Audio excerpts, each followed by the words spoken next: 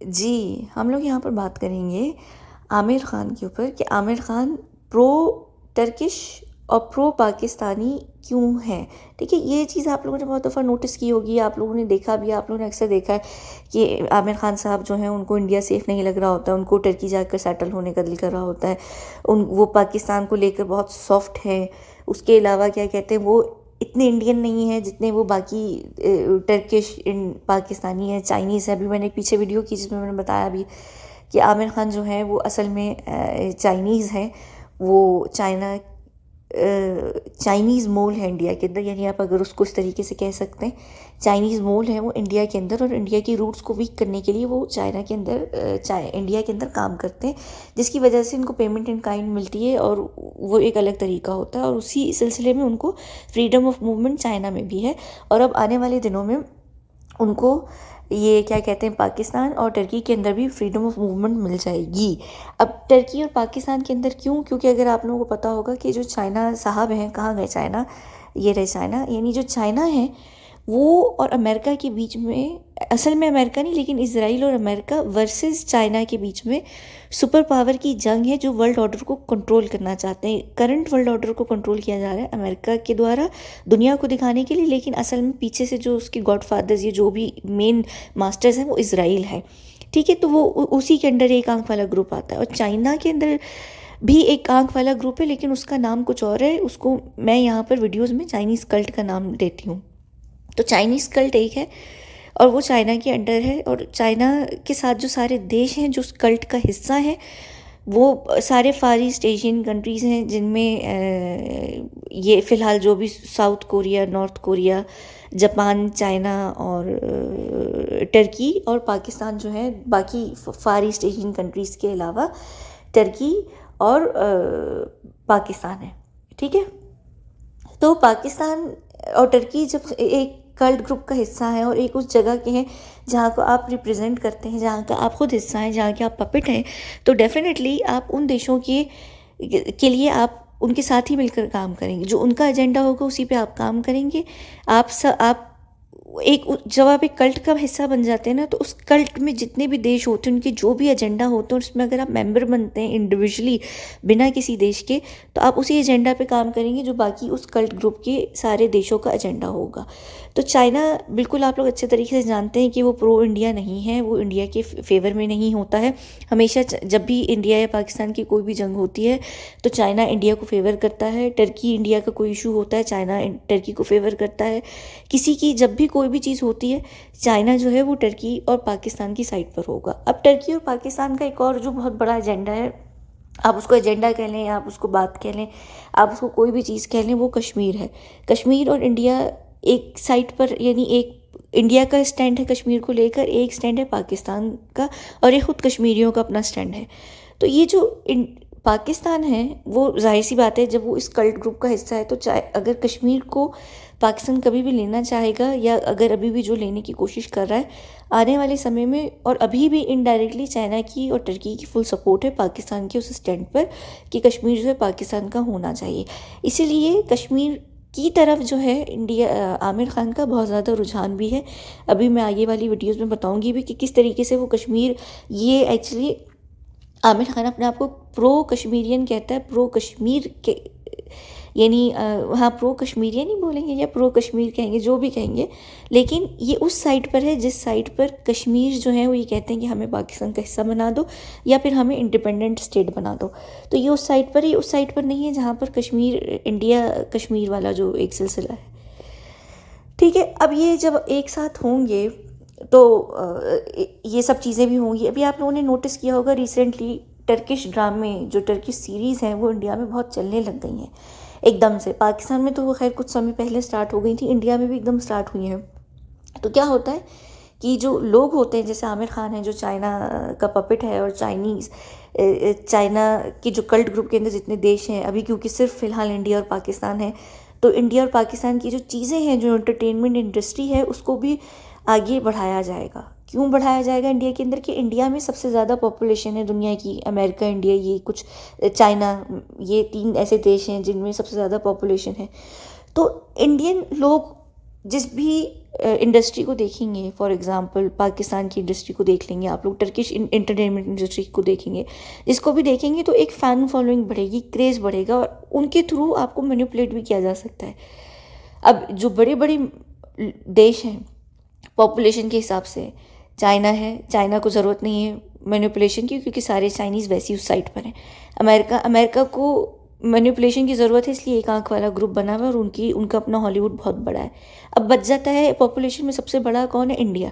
India में already जो है आप लोग देखें हॉलीवुड की फिल्म्स जो हैं वो हैं, आप लोग हॉलीवुड कल्चर से बहुत ज़्यादा इंस्पायर्ड भी हैं। आप लोग वो अगर कोशिश भी करते हैं तो यूएस जाने की ज़्यादा कोशिश करते हैं। आप लोगों को एक्सेंट भी सीखना होता है तो अमेरिकन एक्सेंट ज़्यादा आप लोग सीखते हैं। आप लोग अमेरिका को एक उसमें देखते हैं, हाई रिगार्ड्स में देखते हैं। अब बिल्कुल उसी तरह चाइना जो है वो चाह रहा है कि जो एक देश बच गया है सबसे ज़्यादा पॉपुलेशन के हिसाब से वो बचता है इंडिया। तो इंडिया जो है बाकी सारी इंटरटेनमेंट इंडस्ट्रीज़ या बाकी सारी जो भी चीज़ें हैं कल्चर वाइज, उसको इंडियन जो जनता है, इंडियन जो लोग हैं वो देखना शुरू करें, उससे आप लोगों को मैनिपुलेट किया जा सके हमारे एजेंडा के हिसाब से, जो भी एजेंडा उनका चाइनीज़ लोगों का होगा। जैसे अब आप लोग हॉलीवुड की फिल्म्स देखते, वो प्रो एलजीबीटीक्यू होती हैं या वो प्रो कोई भी टाइप चीज़ होती हैं जो जैसे आपके इंडियन कल्चर में नहीं भी होगी, लेकिन आप जब चीज़ें देखने लगेंगी तो आपका एक माइंड मैनिपुलेट होता है। ठीक है, जैसे इंडिया में पहले नहीं था भाई लिव इन रिलेशनशिप्स में नहीं रहना, लेकिन हॉलीवुड को देख देख के फिर आहिस्ता आहिस्ता वो चीज़ बॉलीवुड में भी आई तो आप लोग क्या होने लगे, आप लोग होने लगे कि हाँ अब नॉर्मल है, अब इंडिया में लोग लिव इन में रहते हैं, अब कोई इशू नहीं, क्योंकि इंसान की सोच चेंज होने लग जाती है। जैसे प्रेगनेंसी को भी लेकर ले लीजिए कि पहले इंडिया में होता था, अभी भी है, मैं ये नहीं कह रही कि अभी भी नहीं है, लेकिन पहले लड़कियां प्रेग्नेंट होती थी तो बिल्कुल वबाल हो जाता था। अब ये कि अब एक एक्सेप्टेंस आ गई है फिर भी उसके प्रति। बेशक ठीक है परिवार नहीं आपको शायद उस तरीके से अपनाते, लेकिन ये है कि एक जनता, एक नेशन के तौर पर अब उस चीज़ को इतना बुरे तरीके से नहीं देखा जाता। तो ये एक्सेप्टेंस कह लीजिए, ये चीज़ों की मैनिपुलेशन कह लीजिए, जहाँ पर पॉजिटिव चीज़ों की भी एक्सेप्टेंस या हो रही है वहाँ पर नेगेटिव चीज़ों की भी होती है, आप लोगों को अंदाज़ा नहीं होता है। ठीक है, बिल्कुल उसी तरह अब एक एंटरटेनमेंट हॉलीवुड इंडस्ट्री जो अपना एजेंडा चला रही है इंडिया के अंदर, और बॉलीवुड जो है वो हॉलीवुड के इशारों पे चलता है, वो इल्यूमिनाती के हिसाब से चलता है। तो अब इनको एक ऐसी चीज़ भी चाहिए, एक ऐसी एंटरटेनमेंट इंडस्ट्री चाहिए जो जो प्रो चाइनीज़ हो, ठीक है, जो प्रो मुस्लिम्स हों, जो प्रो टर्किश हों, जो प्रो फार ईस्ट एशियन हो। ठीक है, अब उसमें आ जाती है अभी यहाँ पर जो आप लोग ज़्यादा शौक से देखते हैं, टर्किश ड्रामे बहुत देखने लग गए, ठीक है, वो आपको समझ आ गई। और ये टर्किश इंडस्ट्री को लेकर आने वाले भी इसमें बहुत बड़ा जो हाथ है वो आमिर खान का भी है। तो आमिर खान ही ने स्टार्ट करवाया है, जैसे पाकिस्तान की ड्रामों को स्टार्ट करवाया था अनिल कपूर ने स्टार्ट करवाए थे पाकिस्तानी ड्रामे इंडिया के अंदर। टर्किश सीरीज़ जो है वो स्टार्ट करवाई हैं इंडिया में आमिर खान ने। ठीक है, अब आप लोग एक और चीज़ जो देखते हैं फार ईस्ट एशिया के अंदर, वो है कोरियन इंडस्ट्री, जो आजकल आपका इंडियन ट्रेंड ट्विटर पर उठाकर देख लो, बीटीएस मुझे तो पता भी नहीं है, आर्मी बीटीएस ये आप लोग करते रहते हैं। तो ये फार ईस्ट एशियन यानी कि समझिए ये चाइना कल्ट जो है, जो चाइनीज़ कल्ट है, ये उसका हिस्सा है। तो अब आप लोग देखिए एक क्रेज़ चढ़ चुका है बीटीएस, आर्मी, कोरियन सीरीज़ का। ठीक है, अब इंडियन लोग बहुत ज़्यादा कोरियन चीज़ें देखने लग गए हैं, तो आप लोग उस साइट पर ऑलरेडी जा रहे हैं। अब आप लोग वहाँ से मैनिपुलेट होंगे। जो सबसे ज़्यादा हैवीली मैनिपुलेशन आपके लिए होगी वो कोरियन साइट से होगी, क्योंकि आप लोग उस कोरियन इंडस्ट्री को अपने एक्सेप्ट कर चुके हैं। तो ये समझ आ रही है आपको, ये चीज़ें ये होती हैं, ये पूरे एजेंडाज होते हैं। तो इसमें एक जो जाना माना नाम है, पहचानी हुई फिगर है जिसको आप लोग मानते हैं, वो है आमिर खान। इस वजह से आमिर खान को इस जगह का एम्बेसडर बनाकर इंडिया के अंदर रखा हुआ है। तो ये उस सारे एजेंडा पे काम करते हैं। जैसे आपने देखा हॉलीवुड कह रही हूँ, बॉलीवुड के कोई भी स्टार जो हैं किसी भी चीज़ को प्रमोट करते हैं, ट्वीट करते हैं, तो आप लोग उस बात को सुनते हैं, समझते हैं, मानते हैं। आज से 2 साल पहले तक, ऐसे साल से पहले तक तो सब लोग इनकी बड़ी रिस्पेक्ट भी करते थे, ये लोग जो भी कहते थे तो बात इनकी सुनी जाती थी। इस वजह से ये लोगों को रखा जाता है एम्बेसडर्स बना के। ये कोई ना कोई जो एजेंडा है वो स्पिन कर रहे होते हैं, चाहे वो सलमान खान हो, शाहरुख खान हो, ये जो प्रियंका हो, ये जो बाकी का बॉलीवुड है, वो उस साइड पर करेंगे जो pro American, pro Israeli agenda होगा। आप लोग जिस तरीके से इसराइल से इश्क फरमाते भी हैं, वो भी आप लोगों को पता नहीं कि इसराइल जो है आप लोगों के लिए जो है वो सांप साबित होगा, वो सांप जिसको आप लोग दूध पिला रहे हैं। क्योंकि अभी आप लोगों को पता नहीं है, अभी एक धर्म है ना, मुस्लिम धर्म है इस वक्त एजेंडा में। अगला धर्म कौन सा होगा, खुद खुद अगर आप 2+2 और 1+1 कर लें आपको समझ आ जाएगा कि कौन सा हो सकता है। ज्यूश धर्म जो है यहूदियों का वो होगा नहीं, क्रिश्चियंस भी नहीं होंगे। उसके बाद और कौन सा धर्म बचता है, बुद्धिस्ट वो होंगे नहीं, वो उस साइड पर कवर हो जाते हैं चाइनीज़ कल्ट की वजह से, तो वो तो कभी बुरे बनेंगे नहीं, उनसे रिलेटेड तो कोई बात आती नहीं है। तो फिर देखिए कौन सा धर्म बचता है जो अब टारगेट में होगा।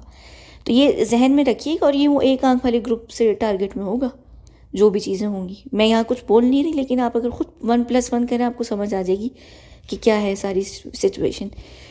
तो वो असल में एजेंडा है आप लोगों को प्रो इजरायली बनाने का, जो आप लोग वहाँ पर बन रहे हैं, ताकि कल को जब भी कोई ऐसी चीज़ हो तो आप लोगों को समझ ही ना आए कि हो क्या रहा है।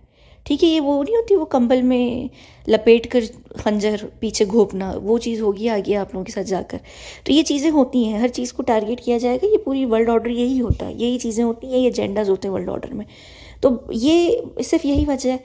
और ये एक और चीज़ देख लीजिए, चाइना में इसकी फिल्म्स भी बहुत चलती हैं। कहाँ गया चाइना वाला आमिर खान, ये रहा, चले लाल आँखों वाला आमिर खान देखें। तो चाइना में आमिर खान की फिल्म्स भी बहुत चलती हैं, कहीं और इंटरनेशनल बिजनेस करें नहीं करें चाइना में करती हैं। अब आप ये सोचेंगे कि भाई चाइनीज़ लोगों को कहाँ से बॉलीवुड में इतना इंटरेस्ट हो गया, और चाइना में इतनी कोई किसी और की इतनी फिल्म्स नहीं चलती जितनी आमिर खान की चलती हैं, क्योंकि वो वहाँ का जो उनका जो माफिया है वो आमिर खान को प्रमोट करता है, आगे करता है वो। तो वहाँ पर ज़्यादा जो फेमस है वो आमिर खान है।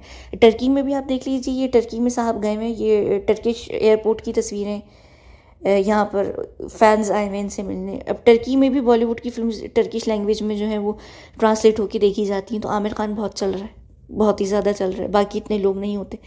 तो ये क्या होता है, ये एक एजेंडा होता है, जब आपका एजेंडा होता है चलता है। इसी तरह अब अगर पाकिस्तान को भी अगर हम यहाँ पर ले लें, तो पाकिस्तान में आमिर खान, पाकिस्तान में वैसे खैर बॉलीवुड की सारी फिल्म ही चलती हैं अगर मैं गलत नहीं हूँ तो।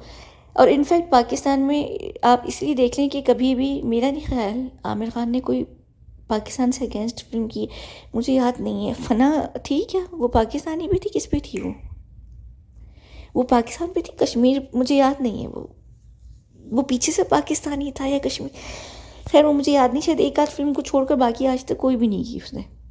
ठीक है, तो बस ये सारी चीज़ें, ये सारा सिलसिला है। जब वो एक कल्ट ग्रुप का हिस्सा, और उस कल्ट ग्रुप के जो देश हैं वो एक पाकिस्तान है और पाकिस्तान के अलावा टर्की है, तो जाहिर सी बात है कि वो प्रो टर्की और प्रो टर्किश और प्रो पाकिस्तानी तो हो गई होगा। बात इतनी सी है और यही बात है। और यही वजह है कि यहाँ पर एंटरटेनमेंट की जो सारी टर्किश सीरीज़ आप लोग आजकल खुद शौक़ से देख रहे हैं बहुत ज़्यादा। अभी टर्की का इतना क्रेज़ नहीं है, लेकिन हाँ मैंने टर्किश की सिर्फ इसलिए बात की है कि टर्किश सीरीज़ को लेकर आने वाला इंडिया में वो आमिर खान है।